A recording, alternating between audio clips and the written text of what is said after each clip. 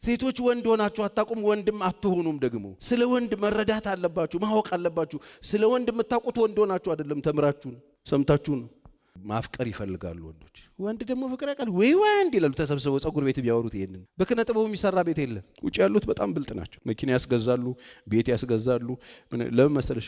ቁሌት እያበሏቸው። ቁሌት ነው የሚያበሏቸው፣ ውሃ ምናምን አያስገቡበት። ከችግር ለመውጣት መታመሙን አያምንም ብዙ ወንድ። ይሄ ነው በሽታው። እህቶች ስሙ። የቆላስያስ መልእክት ምዕራፍ 3 ቁጥር 18 ሚስቶች ሆይ በጌታ እንደሚገባ ለባሎቻችሁ ተገዙ። ባሎች ሆይ ሚስቶቻችሁን ውደዱ፣ መራራም አትሁኑባቸው። ልጆች ሆይ ይህ ለጌታ ደስ የሚያሰኝ ነውና በሁሉ ለወላጆቻችሁ ታዘዙ። አባቶች ሆይ ልባቸው እንዳይዝል ልጆቻችሁን አታበሳጯቸው። ባሪያዎች ሆይ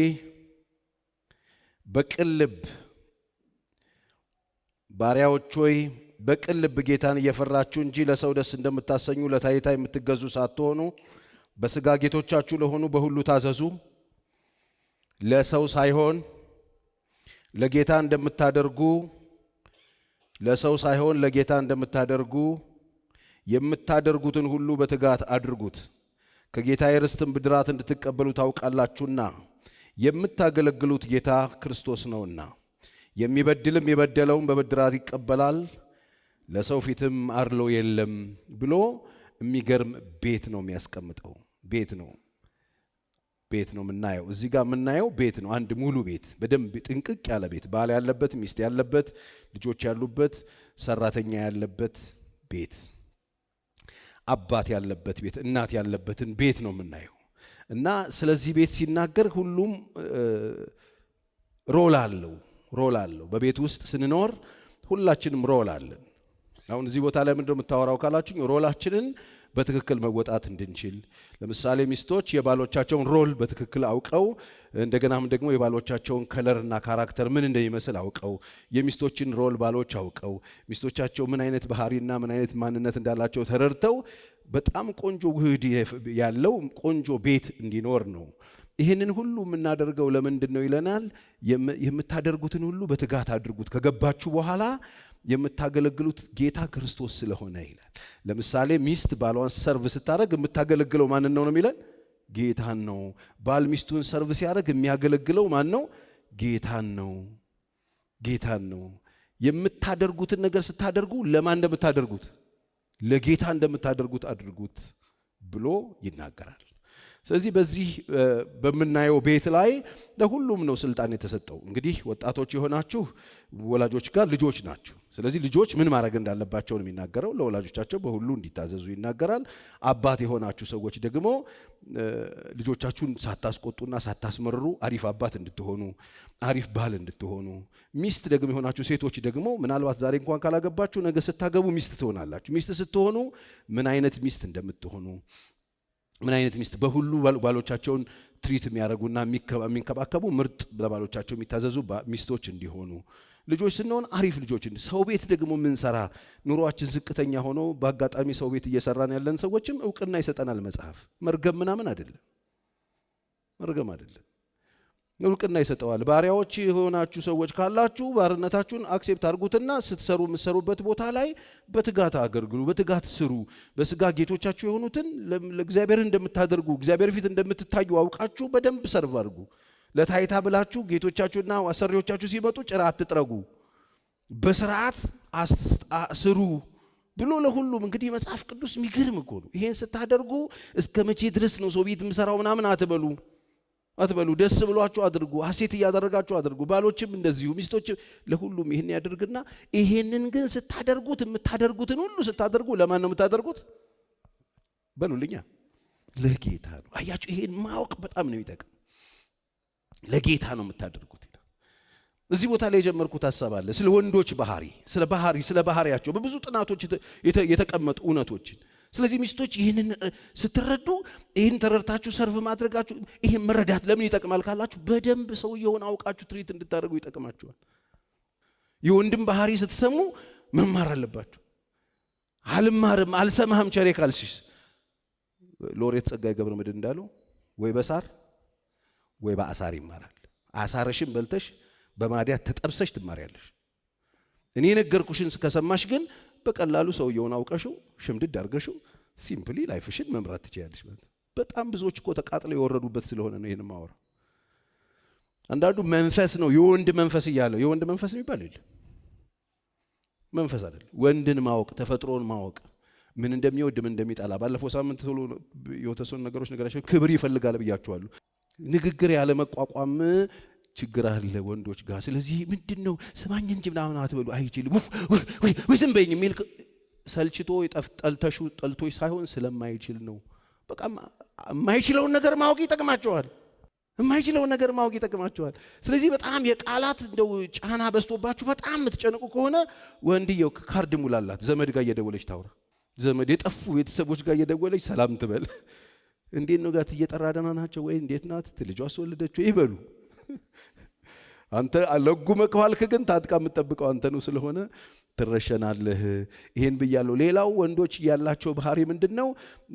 አንድ ጉዳይ ሲገጥም ያንን ጉዳይ በስፋት ማየት፣ አስፍቶ ማየት፣ በትልቁ ማየት፣ ከጠቅላላ አንጻር ነው ነገር የሚያየው። እዚህ ጋር ይሄ ነገር ተፈጠረ፣ ይሄን ነገር ብቻ አይደለም የሚያየው። ስለ ቤቱ፣ ስለ አካባቢው፣ ስለ ቀበሌው፣ ስለ ክፍለ ከተማው ሊያጠና ይችላል።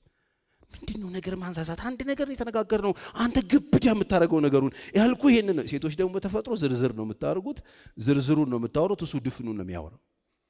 ሁለቱም ያስፈልጋል። ዝርዝርን ማየት፣ ዝርዝርን መናገር ችግር አለባችሁ እያልኩ አይደለም። ዝርዝርን የምትናገሩት እናንተ ችግር ስለምትፈሩ ነው። እውነት ነው። ለጥንቃቄ በጣም ይጠቅማል። በድፍኑ ማየት ለምን ይጠቅማል ብያለሁ? መፍትሄ እንድናመጣ ይረዳናል። ስለዚህ ብዙ ወንዶች ከጠቅላላ አንጻር ጉዳዮችን ያያሉ።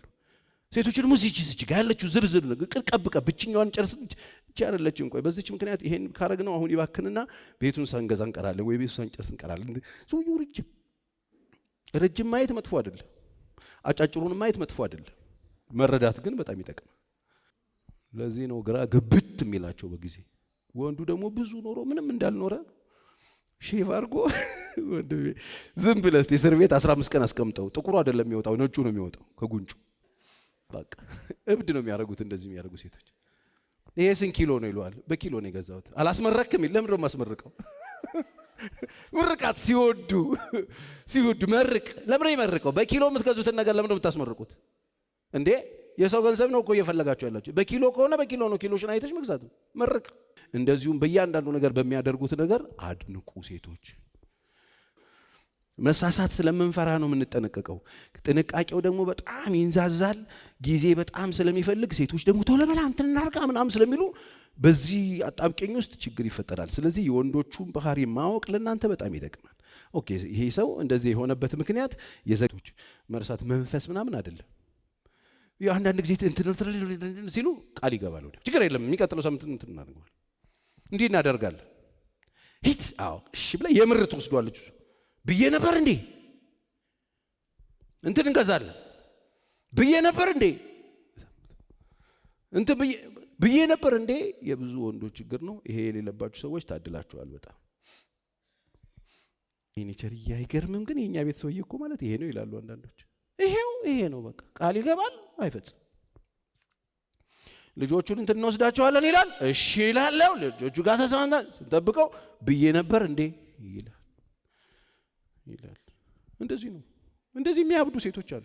አንቨርሰሪያችንን እናከብራለን፣ በቃ እራት እንበላለን። እሺ ዛለት አምታም ወጣ ብለን ናም ብላ እሷ ጸጉር ቤት ሽርብትን ብላ ጥፍሯን ተሰርታ ሰክታ እዚህ ላይ ዝኩኒ አድርጋ ብና ቀኑ ሙሉ ስትወለወል የዋለችው ሴትዮ ስንጥ ብላ ዜብራ ለብሳ ምናምን መስታወት ጋር ቆማ መስጂድ ብላ እዚህ ሽቶ ተቀብታ ምናምን ጅብት ሰውዬ ሲደወል ስብሰባ ላይ ልጅ ስለተወለዱ ባሎች ቤት ይኖራሉ ብሎ የሚያስቡ ሰው በቃ ልጅ ልጅና እሰሪው ይላል። አንዳንድ እናት የሰፈር እናት ሲመክርህ የትኛው ወንድ ነው የሚታሰረው? እንደዚህ አቦቸረን ወልደሽ ማን ነው የሚቆመው? የምሬን እኮ ነው የምለው። 3 ቁንጮ ያለው 2 ቁንጮ ያለው መላጣ ምናምን ቤት ውስጥ በሱ ወንድ ልያዝ የት ነው ያለው? ይሄን ነው እንፈልገዋለን። በጣም አሪፍ ነው። ማን ነው የመከረሽ? ይሄ እኮ የሰፈር ምክር ነው። እንደሱ አይደለም። አለ ግድግዳሽን አጽድተሽ መሬቱን አጠበሽ ኪችኑን የድሮ እናትሽ የሰጡሽን ብረት ድስት ቂጡን አጠበሽ ምናምን ተብሎት እስቲ ቆይ ድሮ ጓደኛ ያለች እንዴ ብሎ ይገባል። በቃ የትም ሳይሄድ ቤት በብረት ድስት ክዳን ሰውየውን አስወጥተሽዋል። ጊዜ ይፈልጋል። ከአንቺ ጋር መሆን ይፈልጋል። አብሮሽ እያወራ አንቺ ቢምቢ የምትገይ ከሆነ ቢምቢ ሰውየው እየደባበሰሽ ቢምቢ የታባቷንስ እኔ እኮ መስክሮልኝ ነው እኮ አንዱ ቁም ነገር እንደሱ መሰከረ። ተቃጠልኩ ቸር እያለኝ ቪዲዮ አልኩት እየሳምኳት ቢምቢ እንዲህ ትገላለች ይዛው እግዚአብሔር ያሳያ። አሁን በምንድን ነው የምትነሳው እቺ ሴትዮዋል? በግፊያ ትነሳም እንዴ? ውይይቶች እግዚአብሔር ይቅር ይበላችሁ። ያገባችሁ ሚስቶች በደንብ ስሙኝ። ተነጣጥረው እጪ የብር 10 ነው። የብር 10 የእናንተን ባሎች ለመቀማት ተነጣጥረው ዝንጥ ብለው ታጥቀው ሽቶ ተቀብተው ዝንጥ ብለው ሂላቸው ላይ ቆመው ተነጣጥረው ቁጭ ብለዋል። አንቺ ደግሞ ሱትሽን ለብሰሽ 3 ልጆች ተሰርተሽ ሸበርገሽ ሶዮተሽ ትበላላችሁ። የሚያደርገውን ሁሉ የምታጣጥሉበት ከሆነ ገዝተ ሞታል። ይሄኔ ርካሽ ገዝተ ነው። ለምን ለብር የብር 10 አይሆንም የገዛው? ቴንኪው በይ መጀመሪያ ተቀበሉ። መጀመሪያ ለመቀበል ሬዲ ሁኑ። የሚሰጣችሁን ነገር ተቀበሉት። ምን ትሆናላችሁ? ይሄንን ማድረግ በጣም ወሳኝ ነው። ፍቅር መስጠት ይፈልጋሉ፣ ያላቸውን መስጠት ይፈልጋሉ። እናንተ እንደምታወሩት እና እንደምታስቡት አይደለም። ግን ምቾት ይፈልጋል፣ አየር ይፈልጋል፣ በጣም አየር ይፈልጋል፣ ተስማሚ አየር ይፈልጋል። ከወንድ ውስጥ ፍቅርን መቀበል ከፈለጋችሁ እህቶች ምቾት ፍጠሩ። ጎበዞቹ ነው በቃ የኔ ጌታ ይሏቸዋል። ጌታ እኮ የሚባል ሰው አይደለም። ግን ወይኔ ጌታ ምን ላርግ ትንሽ ወይኔ ምናምን ሲሉ በቃ ማድረግ እኮ ለዚች ነው ያቺ ቋጣሪ ያለች እንጂ ይላል። በቃ እቺኛው ዛሬ ተደረገላት በቃ ለዚህ ማድረግ ነው ደስ የሚለኝ። ትንሹን ነገር እንዴት ሰለብሬት እንደምታደርገው እንዴት እንደምትደሰተ ይሄ ምንድነው የሚያደርገው? ሰውየውን ያነቃቃዋል። ስለዚህ የሚቀበል ሰው ያስፈልጋል ፍቅርን። ቤት ውስጥ ያላችሁ ሚስቶች ኧረ ነቃ በሉ። ታደንቀዋለች። የሚደንቅ እኮ አይደለም። እግሩ እኮ ይኸውልህ እንደዚህ ነው ጌታ እንደዚህ ነው። የኔ ጎብላላ ትለዋለች። ጎብላላ አይደለም ሰውዬው፣ የሆነ መጥረጊያ እንጨት የመሰለ ሰውዬ ነው። የኔ ጎብላላ አቤት ሲያምርብህ ሸንቃጣ ምናምን ትለዋለች። ሙዚቃ ትጋብዘዋለች፣ የሆነ ነገር ታደርገዋለች። ሰውዬው እችኛዋ ሸፋፋ ሲያስጠላ አሁን እኔ ለአንተ አልገባም ምናምን ትላለች። ለማን ነበር የምትገቢ? ከዛ ደግሞ ደምን ባል ታለቅሽ ተዳሬ ፈረሰ። አፈሽን ሰብስቢ መጀመሪያ። እንዴ ጎብላላ እየተባለ እዛ ታሪክ እየሰራ ነው ሰውዬሽ። አንቺ ሰፈር ያጣጣልሽ ሰውዬ ጎብላላ ነው። እዛ ሰፈር ጉብል ነው። እዛ ሰፈር ስሙ ጉብልን ሸፋፋ አይታል። በየመሸታ ቤቱ እኮ የሚያለቅስ ሰው ሀገሬ ኢትዮጵያ እያለ እናቴ እያለ ስለ ኢትዮጵያ የሚያለቅስ ነው ይመስል አይደለም። ሄድ ኦፊስ እዛ ማልቀስ፣ ችግሩን መናገር፣ መፍትሄ መፈለግ ምናምን ስለማይፈልግ ራሱን ያርመጠምጣል። ሱሳሱስ ውስጥ ይከታል። ቤታችሁ ታሞ ምንም እንዳልመሰለው ሰው ኖርማል ሆናችሁ እየተቆረጣችሁ ሽቶ እየተቀባችሁ በኖርማል ልታስጌዱ፣ ከዛ ስቃይ ውስጥ ራሳችሁን ትከታላችሁ። አልቅሱ፣ መፍትሄ ፈልጉ። ይሄንን ባናረገስ ይሄን ካላረጉ የሚሆኑትን ልንገራችሁ። ሱስ ውስጥ ይገባሉ። ሳያውቁ ካሉበት ነገር ውስጥ ለመውጣት ሱሳሱስ ውስጥ ይገባሉ። ህይወታቸውን የሚቆላልፉበት ማዕት ነገር ውስጥ ይገባሉ። ኢጎው ነው እንደሱ የሚያደርግ። ሴቶቹ ዘርገፍ አድርገው ጨርሰው ሶፍት ይቀርባል ጨርሰው ሶፍቱን ስለው ለቆኛል ብሎ ሄዳሉ ተንፍሰው። አንተስ ጭነኸው አብጣ መጨረሻ ላይ ትጀምራለህ። እኔ በተሰቃየሁበት ጊዜ፣ እኔ ግራ በተጋባው ጊዜ፣ በተዳሪ ውስጥ ጭንቅ ብሎኝ የምሄድበት ጠፍቶኝ ብቻዬን አውላላ ሜዳ ላይ ያወራው ምን ይሻለኛል የምልበት ጊዜ የምተነፍስበት ሰው ፈልጌ ነው ያጣሁት። ምን ሆናችሁ እንዴ? በጌታ ቤት ከመጣን በኋላ የጌታ ልጆች ከሆን በኋላ የምን ኩራት ነው? የምን መንቀባረር ነው? የምናገለግለው ጌታ አለ፣ ክርስቶስ አለ። እግዚአብሔር እኛን ሊረዳ የሚፈልግበት መንገድ ብዙ ነው። ለመረዳት ሬዲ ሁኑ። ግራ ገብቶኝ እኔ ኮሜርስ አጥር ስር ሄጄ ነው ያለቀስኩት ወድቄ እዛ ሳር ስር። ተንፈሱ። አንዳንዶች እኮ በስነ ስርዓት መጥተው አስተምርበት የኔን ህይወት ብለው ያወራሉ። አስተምርበት በዚህ ጉዳይ ውስጥ እየተሰቃዩ ያሉ ሰዎች አሉ። ፓስተር ቸሬ የኔ ህይወት ማስተማሪያ ነው የሚሉ ሰዎች አሉ። ምን አለበት ሰው ቢማርበት? ምን ችግር አለበት? እናንተ ፈንጂ ላይ ቆማችሁ ሰው ፈንጂ ላይ እስኪቆም እየጠበቃችሁ ነው እንደኔ ልትሉ ነው? እንደዛ እኮ ማለት ነው። እንደኔ ያንተ ስህተት ለሌላው መማሪያ መሆን አለበት። የኛ ዊክነስ ለሌላው ሰው ብርታት እንዲሆን መፍቀድ አለብን። ምን አይነት በሽታ ነው ወንዶች? ስለዚህ መለስ በሉና አልቅሱ፣ ችግራችሁን ተናገሩ። ድርቅ ኩራት ራት ነው ይላል። ኩራት ልጆች አሉኝ ያለው ሰውዬ አንድ ቀን አቅፎ ወይ አጥቦ አያውቅም። ጉረኛ ነው አለኝ ሲወድ። በተለይም ባለሙያ ሚስት ካለው አለቀላችሁ።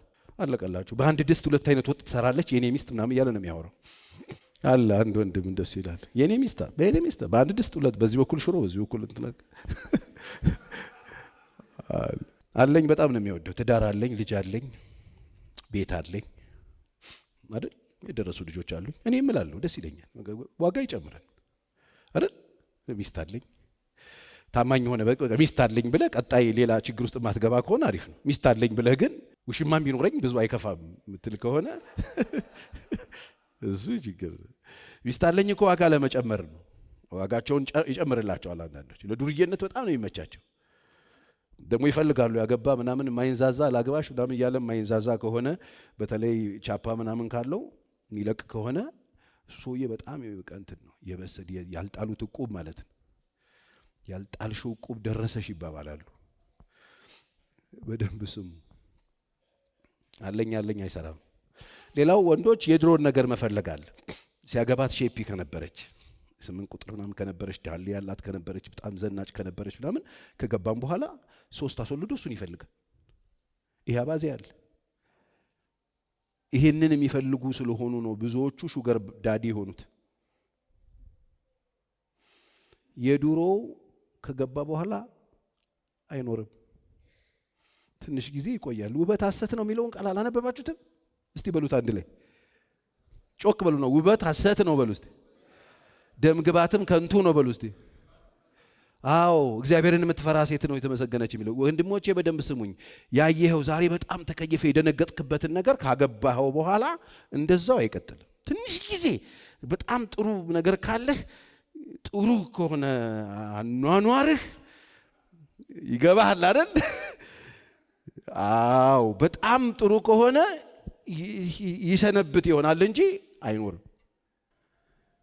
ስለዚህ ያንን የመፈለግ አባዜ ያለ ወንድሞች በደንብ ስሙ። ከማግባታችሁ በደንብ ስሙ። የምታገቡት ሰውዬ እንደዛ የምታገቧት ልጅ እንደዛው አይደለም የምትቀጥለው። ሲቀየር አሁን እንደውም ሰሞኑን የሆነ ሶሻል ሚዲያ ላይ ያለ የሆነ እንትን ወጣት እዚህ ጋር አለ። ከዛ ደግሞ የሆነ እንትን ተደርጎ ከዛ ከስንት ዓመት በኋላ ነው እንደዚህ አላያችሁትም? እና ይሄዋ እስቲ ፈልጊውና የእሱ አይነት ፊት ነው የሚኖራት። ምን ታደርገዋለህ? የዛኔ ይቀየራል። ስለማያጠቡ ጡቱ ይፈሳል።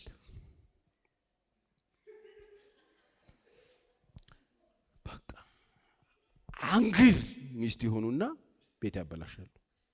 ራስን መጠበቅ ያለባቸው አይመስላቸው። ጣል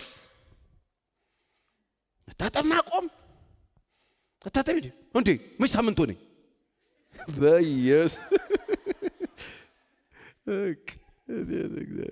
ኧረ በኢየሱስ ስም እንደዚህማ አታደርግም ምናምን የሚሉ ሴቶች አሉ። የምሬን ነው የማወራላችሁ። እኔ ለሁሉም ነው የማወራው። ለእናንተ ለምትዘንጡት በቀን ለምትታጠቡት ብቻ አይደለም አሉ። ኮስተር ብለው በሲሊፐር ይሄ ተሰነጣጥቆ ጦር ሜዳ ነበርሽ እንዴ ይላል ባል ማለት ከት ራሳችሁን አትጣሉ። እናንተ የጣላችሁትን ማንም አያነሳላችሁ። እንዴት ቆይ አንቺ ራስሽን ከጣልሽው ማን እንዲያነሳው ነው? ከጣልሽው እኮ በቃ ጣልሽው። አንቺ ጣልሽውን ለምን ነው ያነሳው ሌላ ሰው? አትጣሉ ራሳችሁን። ካገባችሁ በኋላ ጎበዞቹ ነው ባላችሁ ጊዜ ትጥብጥብ አንድ ባል ውሃ ይዛችሁ በውሃ ብቻ ታጠቡሽ። ተውሳሙና ከተወደደ ምን አለበት? ምን ችግር አለው? ዝንጥ ብትሉ ባላችሁ ነገር። ድሮ ምንድን ነበር የነበራችሁ? ድሮ እኮ የተለየ ነገር አልነበረ። አይኑ አሁን ስራ ልጁ በስማም ልጁም ቢሆን ልጁን ጥብጥብ አንቺም ትጥጥብ የታጠበ እናት አትሆኝም እንዴ? ምን ችግር አለው? ምን ችግር አለው? ችግር አለው? በቃ አድርጉ እንደሱ። ስለዚህ እሱ ድሮን ነው የሚፈልገው ቤት ገብቶ። እንግዲህ ምን ላርግሽ? እኔ ሰውየው እንደዚህ ድሮን ነው የሚፈልገው። አሁን አንተም ላላበል እያልኩ ነው። ከገባ በኋላ የሚለወጠውን ነገር በቃ የድሮ መጠበቅ ምን ማለት ነው? ቆይ አንተ ራስህ ምን ፈልገህ ነው? ምን ማለት ፈልገህ ነው? ግን አንተ ራስህ የነበረን ነገር የምትፈልገው። ተቀይራለች፣ እንደ ድሮ አይደለም፣ ወፍራለች። እና ተወፍራለች፣ ሆርሞን አለ፣ አስወልደሃታል። አራስ ቤት እናትህ ጠግረዋታል በገንፎ። ምን ማለት ነው? ይቀየራል። ስለዚህ እንደሚቀያየር ወቅና እንደ አየር ሁኔታ ነው። አየር ሲቀየር አልቅሰሃል እንዴ? አገር ቀይረሃል እንዴ? አየር ሲቀየር ሴታፕህን ነው አይንድ ሴትን ነው የምታስተካክለው አይደለም እንዴ? በቃ እያየህ ኦፈርስን ወይኔ እኔ ድንቡሽቡሽ እንዴት እንዳማረብሽ ምናምን በል ቅድሞ አቤት ሼፕ እኮ ነው እንሹ በል ምን ነው ባጥንትሽ ምናምን አትበል። ምን አለበት እንደ ሁኔታው አድርገህ ያዝ በደንብ። አሁን ይሄ ትንሽ ነገር ይመስላል ማውራው፣ ግን በጣም የብዙ ሰው ቤት እየጎዳ ስለሆነ አድንቋቸው፣ አታሳቋቸው። አይ አሁንማ እንደ በፊቱ ከኔ ጋር ራሱ መተኛት አይፈልግም፣ ምን ነው ወፈረች ብሎ ነው መሰለኝ ይገምታሉ። ደግሞ እነሱ ይገምታሉ። አይ ሌላ ሴት ወዶ ነው መሰለኝ አስጠላውት፣ ምን እንደጠላኝ እኔ ባቅ ደስ ይለኛል ይላሉ። ለምንድን ነው እንደሱ የምታደርጉት? ቃል ኪዳኑስ እግዚአብሔርስ? ስለዚህ የጣላችሁትን ሂዱና አንሱ። ከጣላችሁበት እሺ ተበለ መቀመጫን በርግጫ መተህ ስትጨፍራን ነበር እንዴ? ፎጣ ይዘህ እንዲህ አላልክም እንዴ? ባምልኮ ሀገር ይቀጣጣል ምናምን አላችሁ ወይ? እኮ ቀዝቀዝ አድርጋችሁ እንደኛ ቀስ ብላችሁ ኳስ በመሬት ብላችሁ ብትገቡ እሺ። አንዳንዱ አጭሱ በየአደባባዩ እያቀፈ እያንዘላዘለ እኔ እኮ በከተማ በጥብጦ ፒፒ እኔ በደንብ ስሙኝ። እኔ ሀገር የምትረብሹ ሰዎች በደንብ ስሙኝ።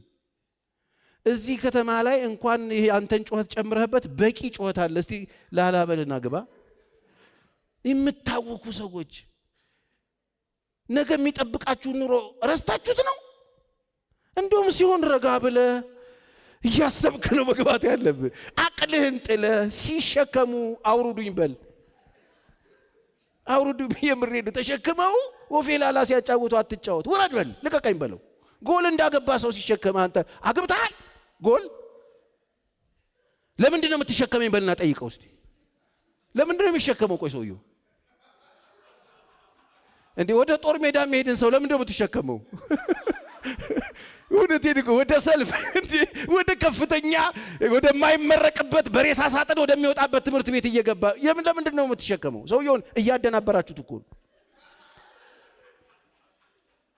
ዝም ብሎ ሳያስብ እንዲገባ ሰው ያደርጉት። ከዛ ነው ይገባል። ከዛ ገብቶ እንዴት ይኑር? ዴት ሲያደርግ ሶኬ ችግር የለው አንተ በላ መጀመሪያ በላ ስትለው ወይኔ ማዬ አንድ አይነት ይላል። ዴቲንግ ላይ ነው እሱ ኒኮ በጣም ስትንከባከበ ምናምን ወይኔ ማዬ ትላል።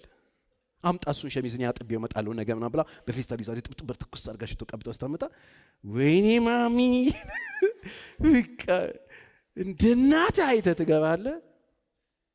ከዛ እንደ እንጀራ እናትህ ስቃይን ትበላለህ። ስለዚህ እንደ እናት ባታይ ነው የሚሻል እንደ ሚስት ብቻ ያት ግድ የለም እንደ ሚስትህና እንደ አየር ሁኔታ እያየህ ሲቀያየር ሴታፕን አስተካክለ ዝናብ ሲሆን ጥላ እያስክ ሙቀት ሲሆን ቦዲ እየለበስክ ብርድ ሲሆን ጃኬት እያረክ በሰላም ብትኖር ነው የሚሻል። በጣም እንክብካቤ ሲበዛባቸው እንደ እናት የማየት ነገር አለ። ማዬ እንደውም አንዳንዶቹ ማዬ ነው የሚሉት። እማ ሚስቱን ማሚ ትበላለህ ተው እንጂ ማሚ ብላል ማለት ነው። አንተ ብላል ማለት አይ ማዬ እንደሆነ ምንም አታረግህም። በቃ ከጠል ብላ ምን ነው አንተን የወለድኩ ቀን ውሃ ሆነ በትክ በልሽ በቃ ይሉሃል። እሷ ግን አትልም። ዲቮርስ እናድርግ ነው የምትል ትላል።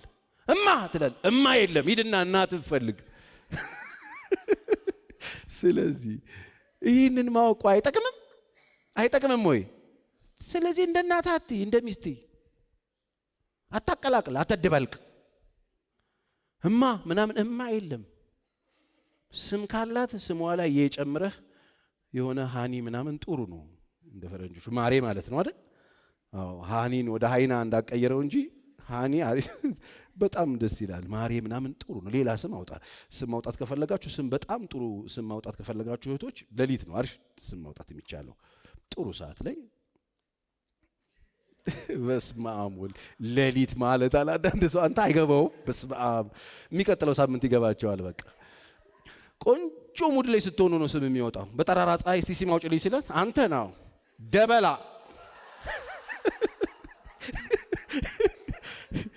አንተ የሆነ ትልቅ ከአቅም በላይ የሆነ ስም ታሸክማለች። እንደሱ አይነት ስም የሚወጣው ሌላ ጊዜ ነው።